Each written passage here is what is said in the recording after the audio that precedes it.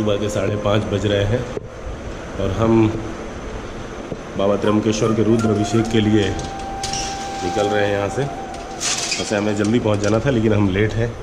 कल रात को अस्वस्थ ज़्यादा हो गया था, फिर अभी सुबह सुबह स्वस्थ लग रहा है। अभी हम आ गए अपने पंडित जी के यहाँ, जिनके साथ अब हम त्र्यंबकेश्वर में सुबह सुबह अभिषेक पूजन के लिए जाने वाले हैं। यहाँ के प्रसिद्ध पंडित जी हैं, पंडित हर्षल कुलकर्णी जी। अब हम उनके घर आ चुके हैं। सुबह के 5:30-6 बज रहे हैं। अभी सुबह मैं यहाँ हमारे पंडित जी पंडित हर्षल कुलकर्णी जी के यहाँ पहुँचा हूँ। कल इन्हीं की वजह से मैं जो अस्वस्थ हो गया था, यही मुझे हॉस्पिटल ले गए थे और इन्होंने इलाज कराया और आज मैं स्वस्थ हुआ। और मैं सुबह आज इस अभिषेक पूजन में नहीं आ पाता। यहाँ हम त्र्यंबकेश्वर में बाबा त्र्यंबकेश्वर महाराज जी का सुबह सुबह 6 से 7 तक अभिषेक पूजन आप कर सकते हैं। ये जो आप पीछे देख रहे हैं ये कुशावर्त तीर्थ है, कोटि तीर्थ कुशावर्त तीर्थ। कुशावर्त तीर्थ का दर्शन कर सकते हैं। यहीं से स्नान करने के उपरांत लोग त्र्यंबकेश्वर महादेव महाराज के दर्शन के लिए आगे बढ़ते हैं। हम भी आगे बढ़ रहे हैं क्योंकि हम स्नान कर चुके हैं और त्र्यंबकेश्वर महादेव महाराज को जल अर्पित भी कर चुके हैं। ये लोग तैयारी कर रहे हैं। इनमें से कई लोग या तो यहाँ पर काल सर्पदोष का पूजा करने आए हैं या फिर इनमें से बहुत सारे लोग पितृदोष और कपाल पूजा ये सब के लिए भी यहाँ आए हुए हैं। ये पूजा कर रहे हैं। अधिकतम लोग अभिषेक के लिए पूजन कर रहे हैं और वो अभी स्नान करने के दौरान जल लेके यहाँ से अभिषेक पूजन में भाग लेंगे। कुशावर्त तीर्थ जो त्र्यंबकेश्वर में विशेष महत्व है। आप ये पीछे जो देख रहे हैं पहाड़, ये है ब्रह्मगिरी पर्वत। ब्रह्मगिरी पर्वत की गोद में बसा हुआ यह त्र्यंबकेश्वर नगर। लगभग सुबह जो ज़रूरत की दुकानें होती हैं वो खुल जाती है। जितनी ज़रूरतें रहती हैं उतनी दुकानें यहाँ पर खुल जाती हैं। और सामान्यतः जो धोती आपको पहनना है। और हाँ, एक चीज़ बताना मैंने आपको भूल ही गया था कि अगर आप जब भी सुबह सुबह अभिषेक पूजन के लिए जाएंगे तो आप धोती पीले रंग की या भगवा रंग की धोती ही पहन सकते हैं, वरना आपको गर्भगृह में प्रवेश वर्जित है। और हाँ, किसी प्रकार का सिला हुआ कपड़ा नहीं, किसी प्रकार का सिला हुआ कपड़ा नहीं आपके अंग में होना चाहिए। सिर्फ और सिर्फ धोती परंपरागत तरीके से पहना हुआ वही आप पहन के अंदर जा सकते हैं।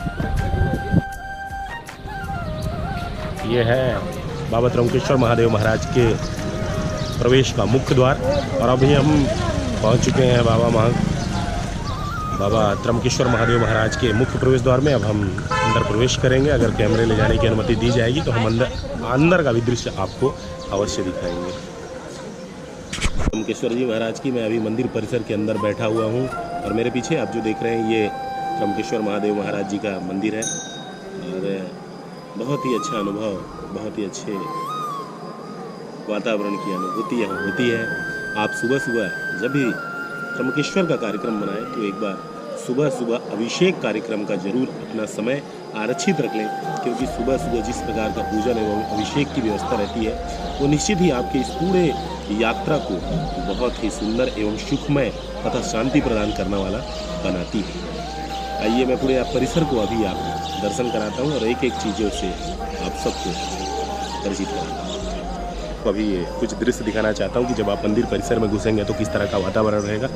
ये जो सामने रेलिंग दिख रही है वो एक महिला आ रही है, उनके पीछे एक रेलिंग है। वो रेलिंग होते हुए आप जो ये पुरुष एंट्रेंस कर रहे हैं, यहाँ से ये दर्शन मार्ग के लिए जो घुस रहे हैं, यहाँ नंदी जी महाराज विराजमान है। नंदी जी महाराज के दर्शन करते हुए आप सीधे ये जो सामने का दृश्य है मैं आपको वहाँ तक लेके चलता हूँ। ये जो नंदी जी महाराज यहाँ पर इस कच्छ में विराजमान है। इसके बाद यह सीधे यह मार्ग मंदिर की ओर जाता है। ये मार्ग मंदिर की ओर लोग जा रहे हैं दर्शन के लिए। यहाँ से आप जाएंगे और ये निकलने का मार्ग है। मंदिर से जब वापसी में आप निकलेंगे तो आप इसी मार्ग से निकलेंगे। ये सामने जो पर्वत दिख रहा है यह ब्रह्मगिरी पर्वत है। ब्रह्मगिरी पर्वत के चारों तरफ से ये घिरा हुआ, कहा जाए कि ब्रह्मगिरी पर्वत की गोद में बसा हुआ त्र्यंबकेश्वर त्र्यंबक नगर और यह त्र्यंबकेश्वर मंदिर। ये श्रद्धालु लोग जो सुबह अभिषेक पूजन करके निकल रहे हैं। ये यहाँ का बैक डोर है जहाँ से लोग दर्शन करने के उपरांत बाहर निकलते हैं। ये बैक डोर देख रहे हैं कि बहुत ही भव्य सुंदर सा झूमर अंदर लगा हुआ है और दर्शन के लिए महिलाओं के लिए वर्जित है, क्योंकि यहाँ ब्रह्मा विष्णु एवं महेश तीनों अपने स्वरूप में विराजमान है और ब्रह्मा जी स्थापित होने के कारण यहाँ महिलाओं का गर्भगृह में घुसना वर्जित है, प्रवेश वर्जित है। आपको त्र्यंबकेश्वर के बारे में बता दूं कि आप जब भी त्र्यंबकेश्वर आते हैं, त्र्यंबकेश्वर बाबा त्र्यंबकेश्वर महाराज के दर्शन करने के लिए आते हैं, तो वहाँ पर आप नासिक में ना रुक के त्र्यंबक में रुके। त्र्यंबक में बहुत सारे अच्छे अच्छे होटल हैं, बहुत सारे अच्छे अच्छे आश्रम हैं। आप अपनी सुविधा अनुसार कहीं भी रुक सकते हैं। यहाँ रुकने का सबसे बड़ा फ़ायदा है कि आपको त्र्यंबकेश्वर महादेव महाराज के जब चाहेंगे तब दर्शन हो जाएंगे और आप व्यवस्था अनुसार अपने सारे पूजन पाठ को कर सकते हैं। यहाँ पर मुख्य है त्र्यंबकेश्वर महादेव महाराज जी का मंदिर है। आपने उस कुंड का दर्शन किया ही। उसके बाद ब्रह्मगिरी पर्वत, जहाँ मैं आपको नहीं ले जा सका क्योंकि कल मैं बहुत ज़्यादा अस्वस्थ हो गया था, इसलिए आपको वहाँ नहीं ले जा पाया। ब्रह्मगिरी पर्वत भी एक मुख्य स्थान है जहाँ पर भगवान शंकर ने अपनी जटाओं को पटक कर माँ गंगा को प्रकट किया था, जो यहाँ गोदावरी के रूप में बहती हैं।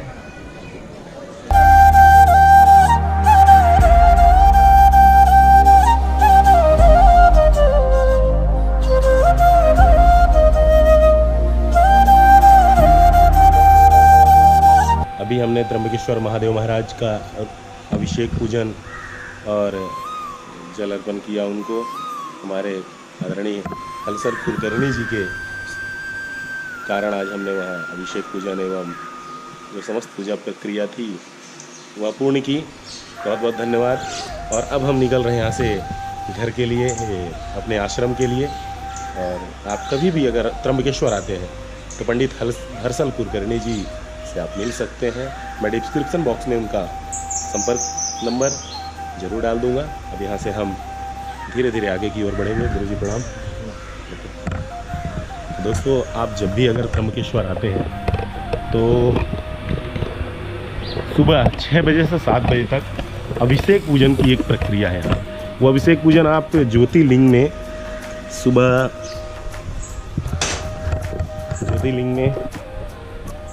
सुबह 5:30 से 7 बजे तक होती है, जिसमें वो ज्योतिर्लिंग अपने मूल स्वरूप में होता है और किसी प्रकार का कोई भी मुखौटा वगैरह उसमें नहीं रहता है। ज्योतिर्लिंग जो यहाँ पर साक्षात ब्रह्मा विष्णु एवं महेश के रूप में विद्वान है, आप उन तीनों स्वरूप के दर्शन कर सकते हैं, उन्हें स्पर्श कर सकते हैं, वहाँ जल अभिषेक कर सकते हैं, जो हमने अभी वहाँ किया।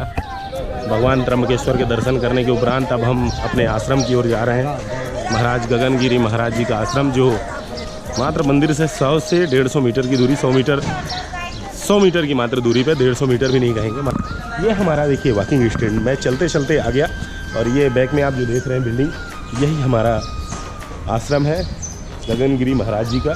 और मंदिर से मात्र कुछ ही मतलब 2-3 मिनट के वॉकिंग डिस्टेंस में ये आश्रम है। ये मेरे लिए बहुत अच्छा था, ताकि हम बार बार मंदिर जा पा रहे थे। और मार्केट में भी लगा हुआ है। यहाँ पर का जो मुख्य बाज़ार है त्र्यंबक का, वहाँ स्थापित है यह आश्रम। और अब लगभग मैं पहुँच गया हूँ। ये इसका आपको बैक डोर था, साइड डोर था। अब ये मैं वहाँ के मुख्य द्वार में आपको दिखाना चाहता हूँ वहाँ का दृश्य। और आरती चल रही है। ओम चैतन्य गगनगिरी नाथ परम स्वामी गगनगिरी महाराज जी का ये आश्रम है त्र्यंबकेश्वर में, और आरती चल रही है अंदर, ऐसा मुझे लग रहा है। कल मैंने शाम की आरती यहाँ पर अटेंड की थी और अभी आरती जारी है। मैं उनसे अनुमति लूँगा कि अगर मुझे वीडियो बनाने देंगे तो मैं इस आरती का वीडियो आप लोगों को ज़रूर दिखाऊँगा।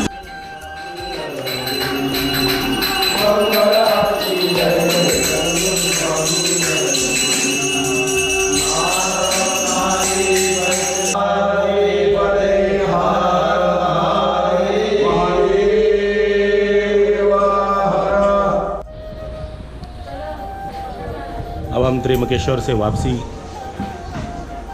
कर रहे हैं और अगला पड़ाव हमारा रहेगा शिरडी। यहाँ हम गगन गिरी महाराज जी के आश्रम में रुके थे। बहुत अच्छे लोग थे, बहुत हेल्पफुल नेचर के थे, जो यहाँ के केयर टेकर वर्तमान में जो हैं मुंबई से हैं, और बहुत अच्छे उनके बात व्यवहार से लगा। कुंभ में उन्होंने बताया कि हम 20-25 हज़ार लोगों को लगातार 3 महीने तक भोजन कराते हैं। ये बहुत बड़ी उपलब्धि थी। और अब ये हमारी गाड़ी आ गई है और हम निकलेंगे आगे शिरडी की सफ़र पे।